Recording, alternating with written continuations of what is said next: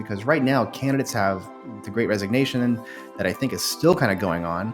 It's so hard. You're competing with so many companies and people have so many choices of where they're going. So whether like it was at lynda.com where it was like, hey, we're helping enable people to learn a new skill so they can get a new job, so they can like, not be living in their car anymore and get an apartment. That's a true story like that.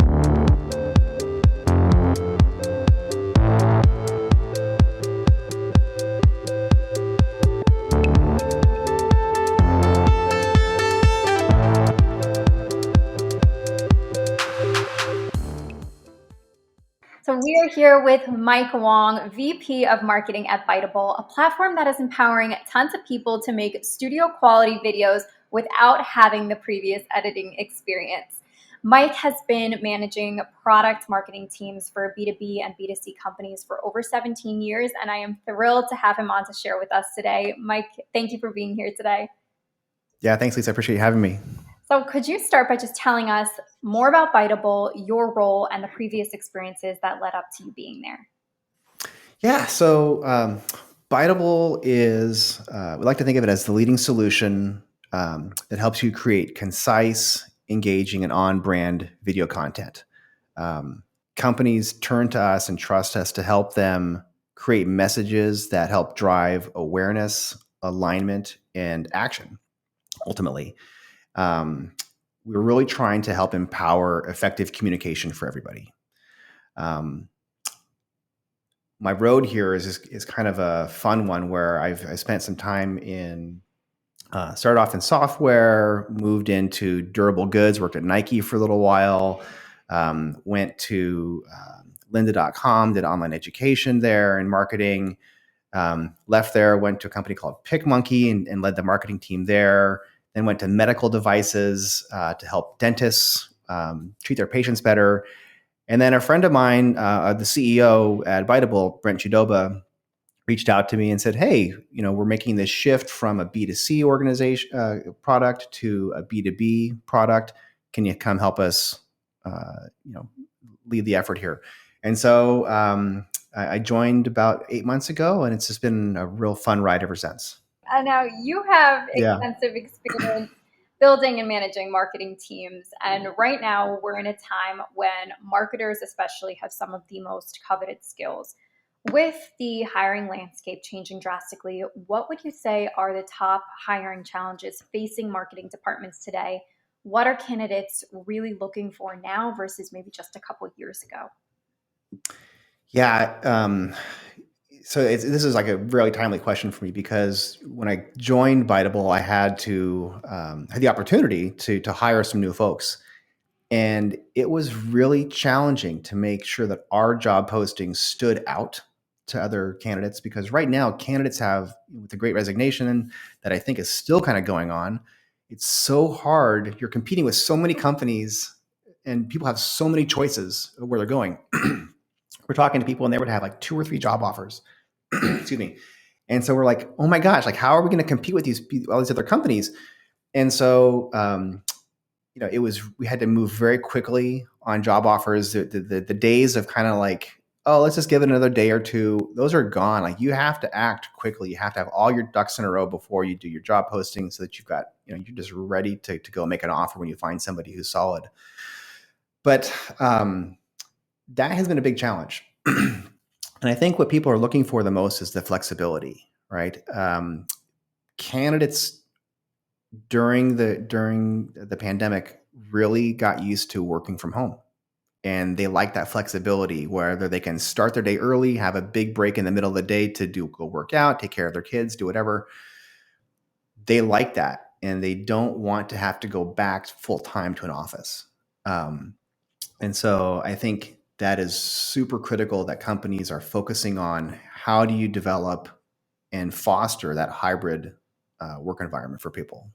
Absolutely. And we are learning more so now that people want to feel part of something. They want to feel part of the growth and the culture of a company. What do you do to brand your department? And what have you learned in the past few years about what it takes to create an environment that marketing talent really wants to remain in? Yeah, I think like you said, people want to feel that deeper connection with their teammates. Um, and so at my last company, Xyrus, we did a lot. We would just do team events, right? We would go grab a drink, we'd go to lunch, and then the pandemic hits, and like, well, how do you make that connection? And Biteable now is fully remote, and so that has been a challenge for me because this is the first company that I've worked for that is 100% remote. And we have teammates. I've got teammates in on the East Coast. I'm on the West Coast. People, in Central, and I have people in Australia. It's been a challenge. And so what we have tried to do is there's two main things we do. One, we have an async um, document that we use in Notion where we started off by saying like, "Hey, what's your update for the week?" But it turned very quickly into where people were commenting on like, "What was your personal update?" So like, what'd you plant in the garden? What'd you do with your kids? Where'd you go for the weekend? What was your hike? And so like fostering that communication around like the work part can be secondary in this document. Let's talk about the personal aspect of what we did with our families and with our friends. And so that's been a big part of kind of creating that marketing culture. And the other one is that people on the team, I've just encouraged them, and a couple of folks have led like these little mini like experience events where we take like an hour out of the day in the middle of the day, and we're like, oh, let's learn how to make focaccia bread. And we bring our laptops into the kitchen and we turn our cameras down and we're like, hey, here's my bread, here's my dough. Here, it's a mess. But and it's funny because it's like no other company that I worked at before would be like, yeah, I might take an hour and a half off at 10 o'clock in the morning and go make focaccia bread. Nobody else would do that. But Yeah. we're doing that. And as a result, I think the team feels super engaged and we're developing that relationship with each other that you would get when you're in the office, but we're doing it externally. So I think those types of things are important. And we couldn't do it if we didn't have the support of the company, right? So if Biteable as an organization didn't have that as part of our culture and DNA, we could never pull it off at the department level. So I think that's what we're trying to do right now. So I think that's super helpful, super practical tips, especially considering you guys are completely remote. People are really trying to figure out how to navigate that situation. So I love that advice. Last yeah. question for you, Mike. What drives meaning for you at work? What aspects of a company have you personally prioritized as the biggest reasons why you've chosen to work at one place over another? For me, it comes down to what is the impact the company has on the products that they have. What does the impact the company's product have on the end user? That's the first and foremost one. And so whether like it was at lynda.com where it was like, hey, we're helping enable people to learn a new skill so they can get a new job, so they can like, not be living in their car anymore and get an apartment. That's a true story. Like that was like the most amazing experience ever.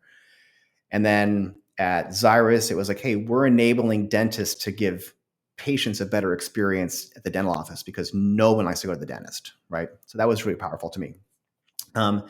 And at Biteable, for me, it's like, how do we help companies provide the communication so they have that internal alignment and awareness? Because when, as an employee, especially in a remote or hybrid organizations, if you don't feel connected to the work, you're not connected to what you're doing every day. You're not excited about it. You're depressed, and you just you want to find a new job, and then that just causes a bunch of stress. So those types of things are really important to me, along with the people that you're working with.